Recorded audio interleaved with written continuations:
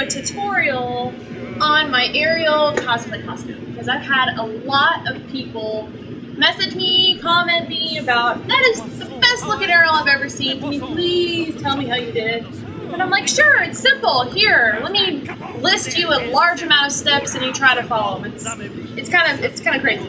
So to show everybody how to do it because it's not too crazy hard, but you do need some sewing skills. But in my opinion, you need to pull off Ariel, you need to pull off her well, and do it awesome. So there's some steps. I wanted to go over my cool Ariel costume.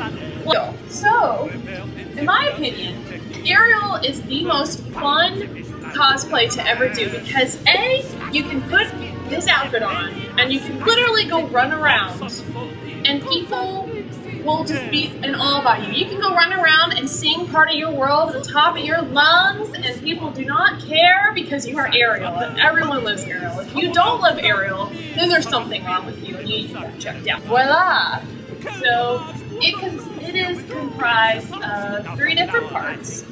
This shirt, her corset, and her long blue skirt. So the first thing I guess I can show you is the corset since it's easy to take off. And I like to think of myself as a modern woman, and corsets can be awesome and just these really expensive things that you can make. But actually, I started making corsets a long time ago with cheap cotton quilting material you can find at like Joann's, Hancock. So I had this leftover black fabric from something and I was like, let's just use this. And then I was like, you know what, I don't really want to lace things up because lacing up corsets can be a hassle. If you all have never put on a corset before, you literally have to hold a pole and have someone lace you in. It's very hard. It's exactly that exact scene in Pirates of the Caribbean where Keira Knightley is putting hers on in the morning. That is a corset, and that's how you put them on with another person. But if you're by yourself, you have to like turn around and like lace the thing and pull the thing and then put, I don't know, whatever, it's a freaking headache. So I decided, being the 21st century woman that I am, to put a zipper in my corset. Because it's awesome and zippers are cool. And they're really not that hard to put in, especially this corset because I didn't put boning in the very back seam. So I have the zipper in there, which is really handy to do, basically, put it on yourself. I used a pattern, a simplicity pattern for this corset that a friend of mine bought me a couple years back.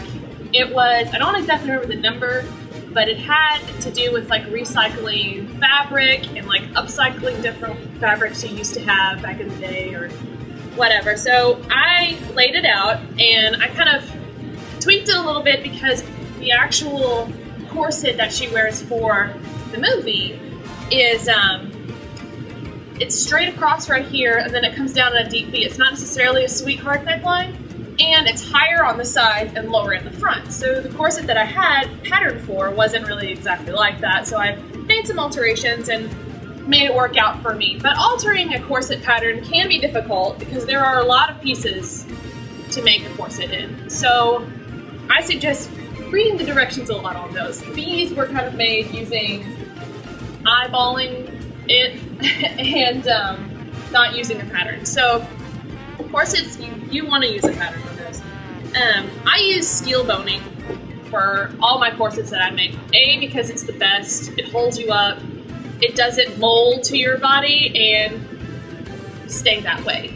Steel boning will bounce back and will stay the shape that you bought it in. And I only can buy steel boning off eBay. I have an awesome lady that I buy steel boning from, and she does Renaissance fair, all this cool, awesome stuff. And I'm like, okay, I'll buy your steel boning. So this is steel boning. So it is more of a wider V than I wanted, but I think it still looks good for Ariel, and it fits me really well.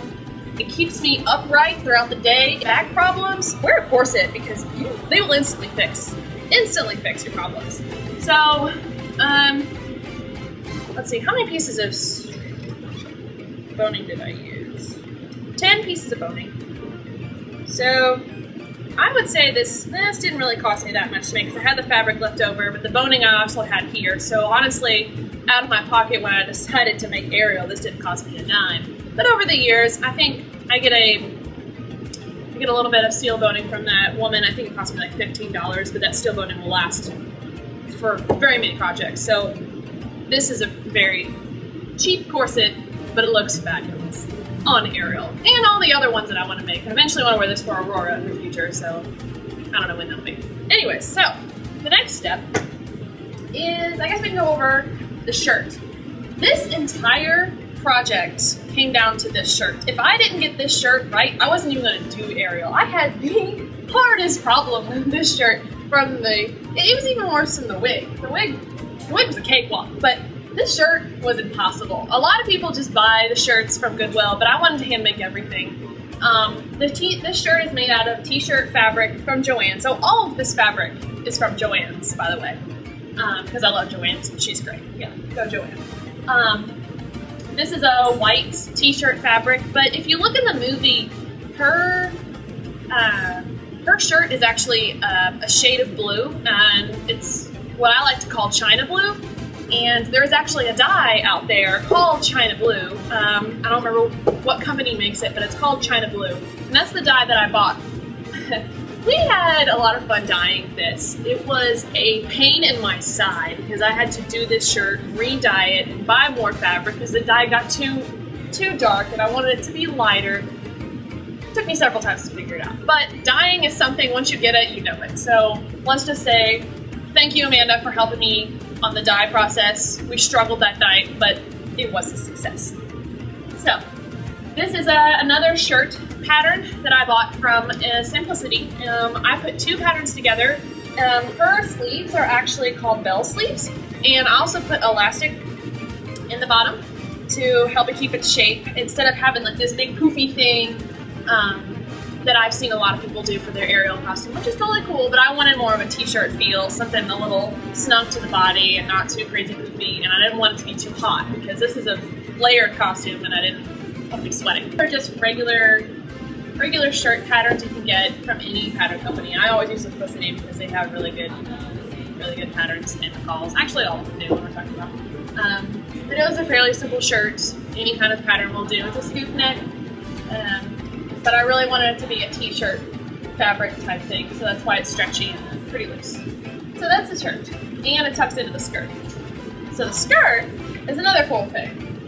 Let me take the camera and show you something closer, because it's really cool. Alright, so the skirt is actually hand pleated to my dress size on this mannequin that I have.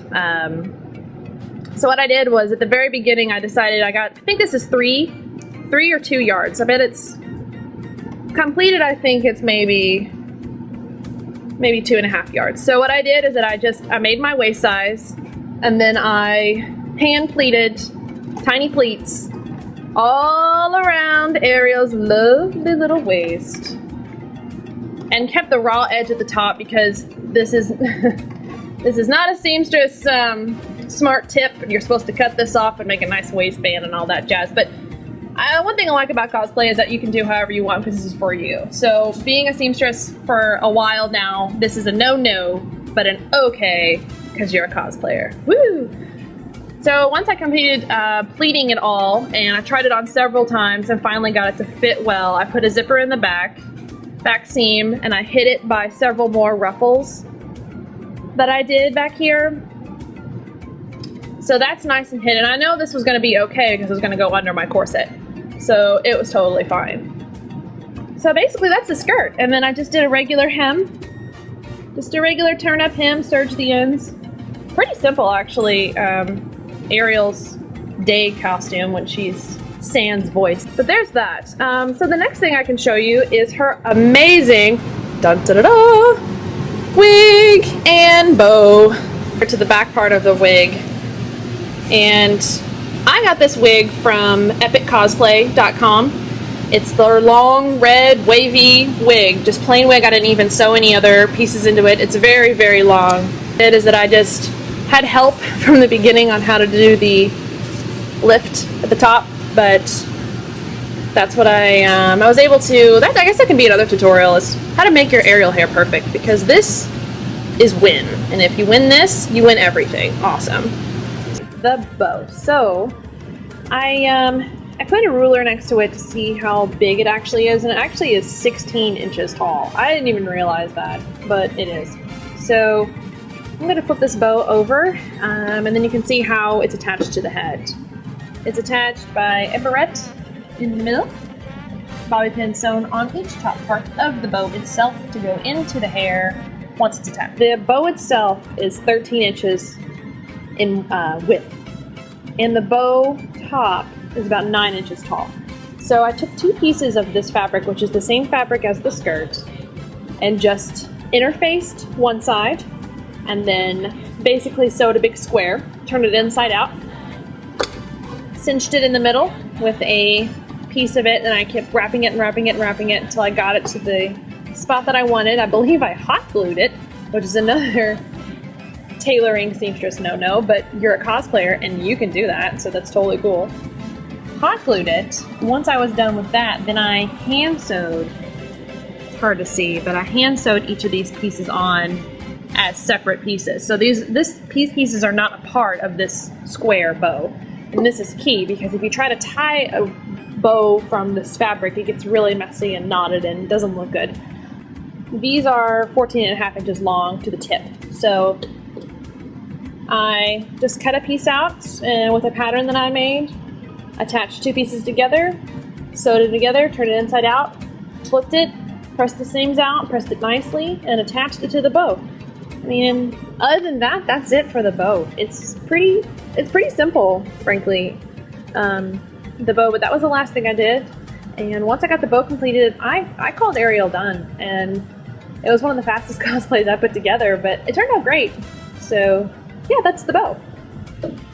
So other than these 5 pieces, this is Ariel, and that's all she is, and that's all she wrote. I love playing Ariel. She's an absolute blast. I believe she's one of my favorite cosplays, and I can't wait to do her. I'll be doing her at San Diego Comic-Con also. For those of you who will see me there, I'll see you there. I'll be running around and singing Part of Your World in this amazing outfit. So just come up to me and say, hey, give me a high five, fist bump, peace sign, whatever. I'll take a picture with you. Can't wait to meet everybody. I'm so excited. Yeah, that's basically it. If you have any questions, comment below. Make sure you subscribe to my channel. I'll have plenty more tutorials, including maybe one for Miss Mermaid in the back, and to show you how I made her bow and her outfit. That outfit was extensive, so that might be a couple of tutorials in itself. But I have a lot of cosplays coming up. I'm so excited to start this channel and to finally get to see everybody and know what I look like that I actually don't have red hair. I'm really sorry. But anyways, can't wait to do more. Comment below, subscribe. Huzzah! You and I are awesome together.